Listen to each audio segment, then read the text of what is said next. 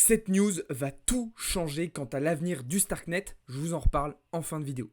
Bienvenue à toutes et à tous les amis, j'espère que vous allez bien. On se retrouve ce matin pour la dernière matinale trading de la semaine et pas des moindres puisqu'il y a énormément de choses à dire encore ce matin étant donné toute l'activité, tout ce qui s'est passé sur les 24-48 dernières heures sur les marchés financiers traditionnels mais aussi sur le marché crypto.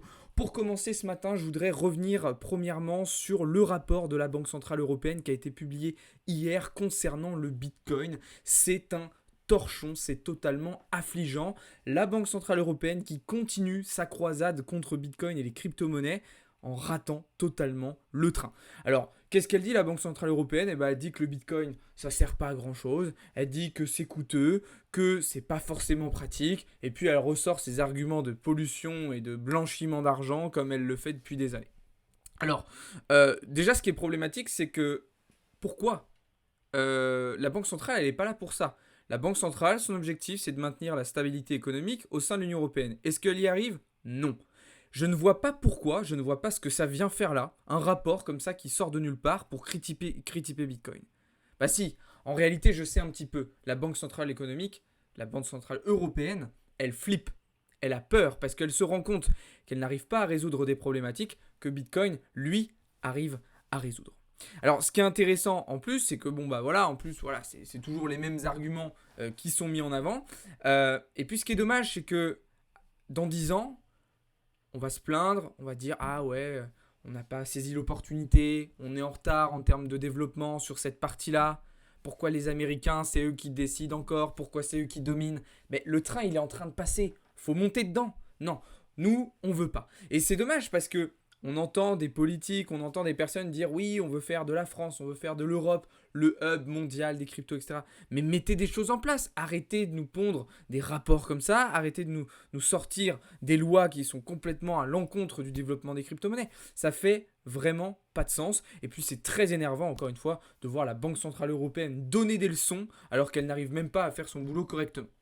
Ça me permet de faire la transition avec les résultats macroéconomiques que nous avons eus hier du côté européen et ceux qu'on a eu aussi aujourd'hui. On en a déjà parlé un petit peu, mais c'est les résultats des PMI, services et manufacturiers qui ne sont clairement pas bons. La France et l'Allemagne et l'ensemble de l'Europe, j'ai envie de vous dire, s'enfoncent dans une récession problématique tout en gardant des niveaux d'inflation beaucoup trop élevés. On a eu ce matin d'ailleurs des résultats un petit peu plus poussés sur la croissance en Allemagne, ça reste très très mauvais comme vous le voyez juste ici à l'écran. Et puis sur les chiffres IFEO dont on va reparler juste après, c'est pas beaucoup mieux non plus. Ok ?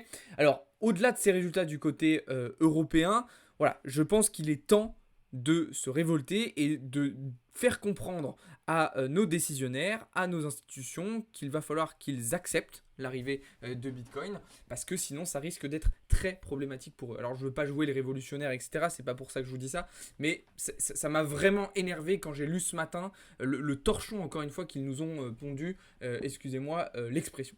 Je vous invite d'ailleurs à me dire ce que vous en pensez dans les commentaires les amis.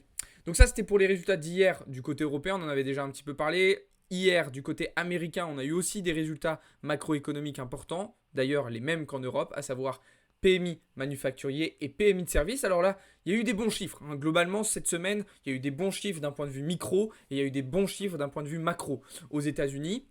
Alors pourquoi je vous dis ça ? Eh bien pourquoi ? Parce que l'activité économique dans le secteur primaire, dans les secteurs primaires, dans le secteur manufacturier, elle augmente. Donc ça, c'est une bonne chose.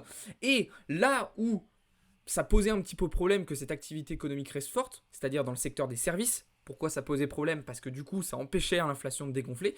Eh bien, on a eu une petite baisse de ce chiffre PMI. Donc, les marchés ont très bien réagi. Ils étaient en plus boostés hier, durant la session de New York, par les bons résultats d'NVIDIA de mercredi soir. Donc, globalement, on a des bons chiffres cette semaine du côté américain.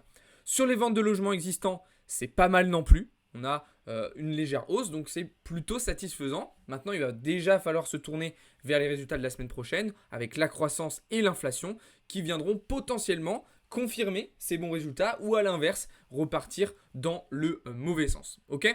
On a eu aussi les chiffres des inscriptions hebdomadaires au chômage qui ont légèrement diminué, donc ça c'est un petit peu moins bien, mais globalement ça reste quand même une très très bonne semaine. Je vous parlais d'NVIDIA, petit aparté.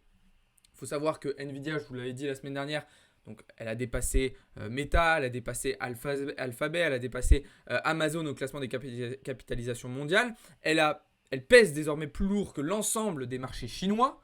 Et aujourd'hui, nouveau record pour Nvidia qui pèse plus lourd que le DAX.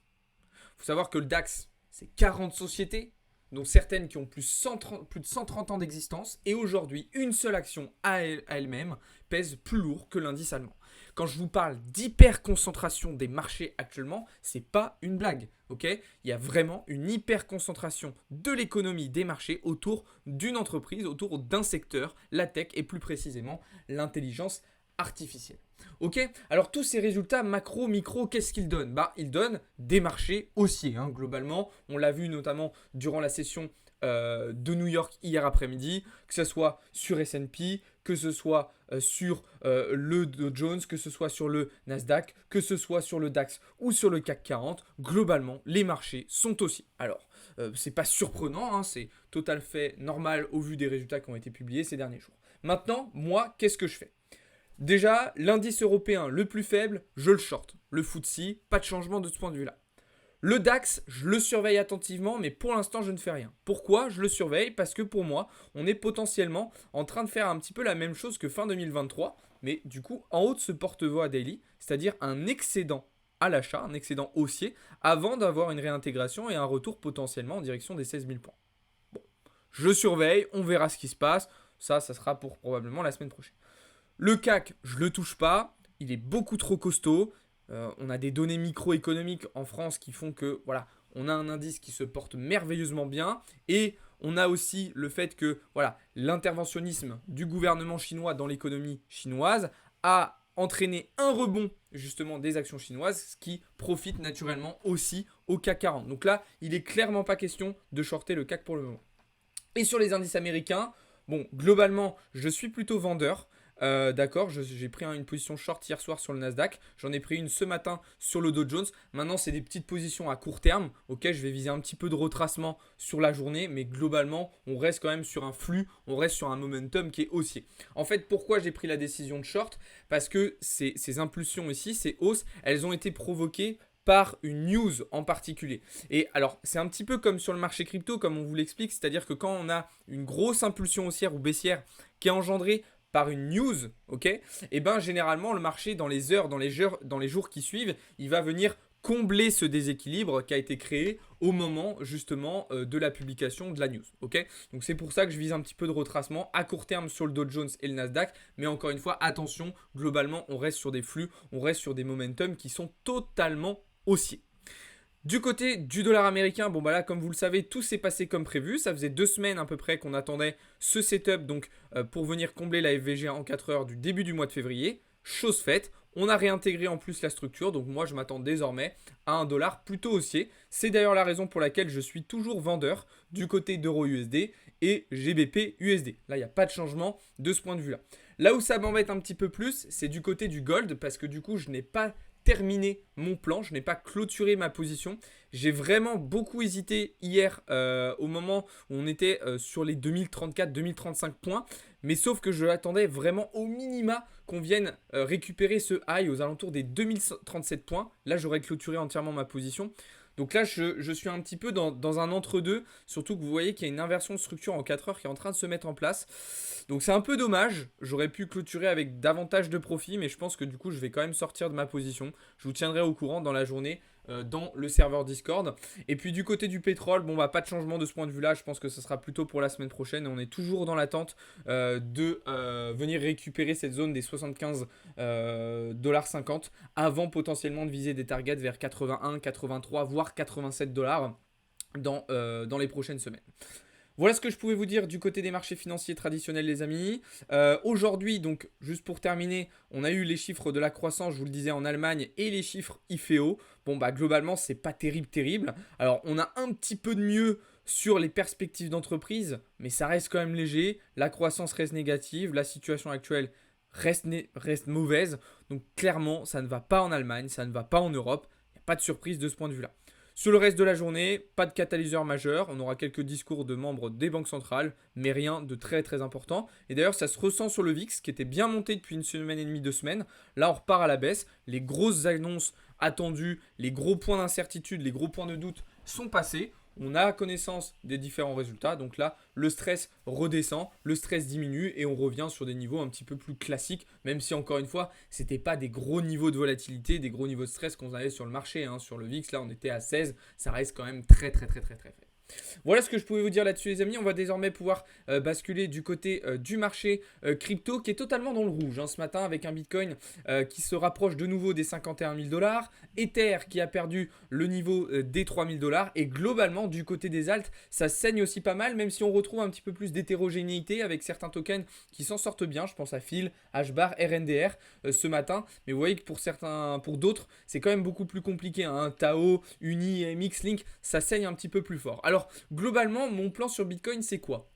À très court terme, ce matin, là, j'ai tenté une petite position scalp à l'achat sur le Bitcoin avec pour objectif de venir chercher cette liquidité, ces highs, aux alentours des 52 100, 52 200 $. C'est une toute petite position scalp parce que mon biais reste vendeur en swing, vendeur à moyen terme sur du 4 heures. Ok, je reste totalement baissier comme je vous l'ai expliqué tout au long de la semaine. Voilà, ma position, elle ressemble à ça. Mon objectif, c'est au moins de viser les 48 000 $. Sachant que en plus, aujourd'hui, on a justement plusieurs millions de dollars de contrats qui arrivent à expiration avec un max paying price à 48 000 $. Donc, c'est pas impossible que là, effectivement, on ait une petite hausse en première partie de journée, première partie d'après-midi, et que par contre ce soir, ça dévisse un petit peu plus fort et qu'on vienne chercher du retracement. Attention, je ne vous dis pas que ce soir on va être à 48 000 $, mais c'est vrai que lors des journées où on a de gros montants qui arrivent à expiration, en général le prix, le cours a tendance à être attiré par le max paying price, donc c'est possible qu'on se rapproche de ces niveaux-là. Globalement sur Bitcoin, de toute façon, je ne fais pas grand-chose de nouveau. Par contre, sur les alts, il y a plein de petites opportunités très intéressantes que je vois. Alors, il y en a eu pas mal tout au long de la semaine sur Ether. On en a saisi un certain nombre. Alors là, par exemple, ce matin, ça n'a pas fonctionné. Vous voyez, je me suis fait stop loss. Mais globalement, dans la semaine, ça a été plutôt pas mal. On a réalisé des beaux profits sur Ether. Mais sur les alts aussi, il y a eu des choses intéressantes. Je pense notamment au Matic, position qu'on avait prise ensemble hier après-midi dans le serveur Discord. Et puis ce matin, je vous ai partagé de nouveaux scénarios, notamment sur le BNB, pareil en 15 minutes, que je vois bien respirer un petit peu dans la journée avec potentiellement un retour sur les 350, 360 $. Alors bien évidemment, attention, je précise que tout ça n'est pas du conseil à l'investissement. Ok, ne copiez pas bêtement ce que je dis, ce que je fais, ce que je vous montre. Faites vos propres recherches, mais je vous partage un petit peu les données intéressantes que je suis, entre guillemets, et sur lesquelles je mise. Voilà, qu'est-ce que je pouvais dire ? Bon, on a eu une belle réaction du OS hier qui nous a fait un joli plus 20%. Donc ça, c'est pas mal du tout parce que du coup, en weekly, ça nous permet de faire une très belle bougie, un très beau rebond sur notre zone de support, ce qui pourrait potentiellement déclencher un cycle, entre guillemets, un peu plus bullish parce que c'est vrai que Ultra, pour le moment, il est un petit peu en retard par rapport au reste du marché. Donc ça serait bien qu'il se réveille. Moi, c'est vrai que c'est un projet et un token que j'apprécie particulièrement. Donc voilà. Je vous le disais en début de vidéo, on va reparler un petit peu de Starknet ce matin. Pourquoi ? Parce qu'il y a eu du changement, il y a eu du mouvement. Effectivement, la team a décidé de modifier un petit peu le déroulé des prochaines semaines, si je puis dire. Alors, comme vous le savez, il y a un unlock de token qui était prévu dans les prochaines semaines, au mois de mars. Un unlock de token qui représenterait 13% de la supply. Ça n'a pas plu à la communauté et donc la team a décidé de changer et donc on a un unlock de token qui sera beaucoup moins important, 0,64% de la supply si je ne me trompe pas. Donc c'est plutôt une bonne nouvelle parce que du coup c'est vrai que certes le projet Starknet il est bien, mais il y avait quand même de grosses problématiques au niveau de sa tokenomics et donc là ça améliore un petit peu la donnée. En plus de ça, d'un point de vue technique, vous voyez que la charte est plutôt intéressante. On a fait une belle zone, on a fait une belle période d'accumulation. On réintègre la structure. Il nous faudrait un petit retest et après, potentiellement, ça pourrait partir plus haut.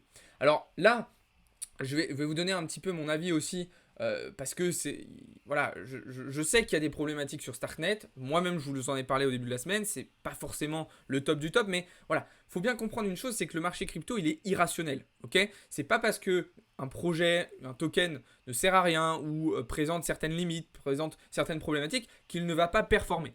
Le marché est irrationnel. Il y a aussi une question de narrative, il y a aussi une question de hype qui joue. et qui va faire que tel ou tel projet va performer. Je vous avais parlé il y a quelques semaines du projet 0x0 et du projet PAL sur le secteur de l'intelligence artificielle. Pour moi, c'est des projets qui ne servent à rien, c'est des projets bidons, mais vu qu'ils sont dans une bonne narrative et vu qu'il y a de la hype autour, eh ben ils performent. Donc des fois, malheureusement, il faut un petit peu déconnecter une partie de son cerveau, se dire ok, ça je sais que c'est nul, mais je pense que ça peut quand même me permettre de réaliser des gains intéressants, d'avoir des rendements intéressants, et donc je me positionne quand même dessus. Là voilà, le Starknet. Moi, c'est ce que je pense. C'est pas impossible si on a un rebond sur cette zone qu'on revienne chercher les 2 $, 3 $, potentiellement même plus haut. Encore une fois, ce n'est pas un conseil en investissement. Et dites-moi ce que vous en pensez dans les commentaires. Voilà un petit peu ce que je pouvais vous dire, les amis, du côté du marché crypto. Si vous voulez en savoir plus, aller un petit peu plus en profondeur, un petit peu plus en détail sur toutes ces notions-là, je vous invite à nous rejoindre dans le serveur Discord. C'est là-bas que tout se passe. Vous avez le lien en bio et en description. Nous, on se retrouve cet après-midi pour la dernière session trading de la semaine à partir de 15h15 dans le serveur Discord. Vous aurez un petit live à 18h avec Théo qui reviendra sur les actualités de cette fin de semaine. Et puis voilà, le reste du planning, c'est comme d'habitude. Je vous souhaite à toutes et à tous une très très bonne journée. Merci beaucoup d'avoir regardé cette vidéo. Ciao tout le monde, c'était Alex pour Blockchain Capital.